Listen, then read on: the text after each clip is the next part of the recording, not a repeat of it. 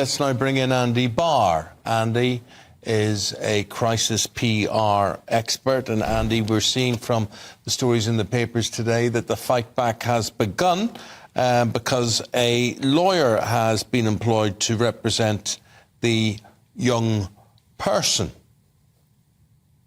Good morning. Yes, the BBC have come out firing. In crisis comms, it's all about trying to get on the front foot. And in this case, the rhetoric in some of the BBC articles is a lot stronger this morning. They're pointing out factual errors and discrepancies in the reports in The Sun about who said what and when. So we've seen a total shift in approach by the BBC right now. And it's going to be a very interesting day, isn't it? I mean, the timing is pretty incredible in that sense. It's the release of the BBC's annual report today, so we are going to see the Director General take questions from the press. And usually, as Mark White, our correspondent, was just saying, that would usually be about presenters' salaries. That's usually what this day would entail. But of course, today it's going to be on one topic only. It's going to be very, very challenging, isn't it, for Tim Davie today? Oh, very much so. It's going to be a media disaster for the BBC. You know, they're going to dream of those awkward questions about Gary Lineker when really they're talking about, a huge scandal that threatens to rock the actual fabric of the organisation. So yeah, what's historically been a troubled day for them in terms of presenter salaries is actually going to now become a much harder set of questions and a much more difficult one because there's so many legal connotations to what they do and don't say. You know, Andy has a good point about what you do or don't say. You are a crisis PR expert.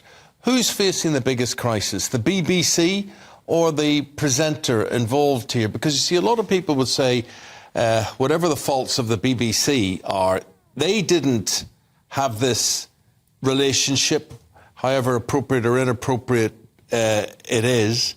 And when they find out who the presenter is, it will be quite shocking, I think, in terms of image as to the relationship that there has been, the acquaintance that there has been here. So who is facing the bigger crisis, the presenter or the BBC? I think I'd add three people in there. I think you've got The Sun as well, because obviously they've took a huge risk. They've run this story in good faith. Obviously, they will have sense checked it. Now, obviously, the BBC is at huge risk, but you never know what your employees get up to. And as humans, we're strange folk and we do strange things. So the BBC can probably have a bit of wiggle room, as we say in crisis comms, whereas the presenter is on a very tricky uphill battle. You know, what about other presenters and reacting to this? I mean, I haven't worked out really if it's a good idea to deny involvement in this or to say nothing and let sort of due process take its course. What would your advice be to male presenters that think or have been accused or think that they may be accused in this whole game? Well, it's very difficult when the police are involved. We need to understand exactly what they're thinking and whether they're going to potentially go to the CPS with this. If they do, then obviously they can't really publicly say anything.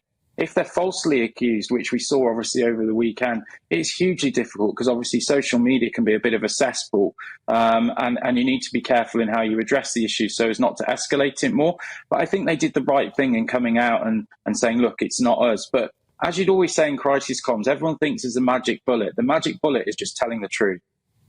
So in crisis comms, what would your advice be to the BBC now, especially on a day like today? Because there are going to be questions of what they knew and when. The parents are claiming they had an hours-long discussion with the BBC back in May.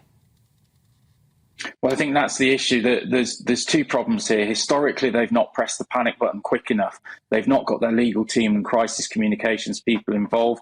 It turns out the Director General wasn't briefed until Thursday last week, if we believe that. So yeah, really, you've got to look at the escalation process, and also the media trainers are going to earn their money today because this is going to be an absolute car crash of a press conference. Mm-hmm. Andy, what would your professional advice be to the presenter? Because there could be an argument that says, if you've got nothing to hide, come out with this and say, look, this is me they're referring to, but let the police investigation happen. I can't say anything till after that, because they would be in control of the situation, you could argue. I mean, I just cannot see how this name will remain a secret for much longer. What would your advice be to the presenter? Say stumm or stay, visible, put your head above the parapets? I think they have no choice but to keep quiet whilst the legal and police investigation is going on. Obviously, when it does move to a slightly advanced stage, if it does, because obviously the main crux of the defence at the minute is this is a frivolous, false accusation. So they don't want to justify a rambling, as they're sort of positioning it as. They want to try and keep quiet at the minute. I can fully understand that. But when more details come out, they are going to have to go into typical crisis comms mode, try and get ahead of the story, apologise where they can, and where it's not sort of making them legally vulnerable, and then try and work out if they do have a defence and how they may be able to get back into the job market.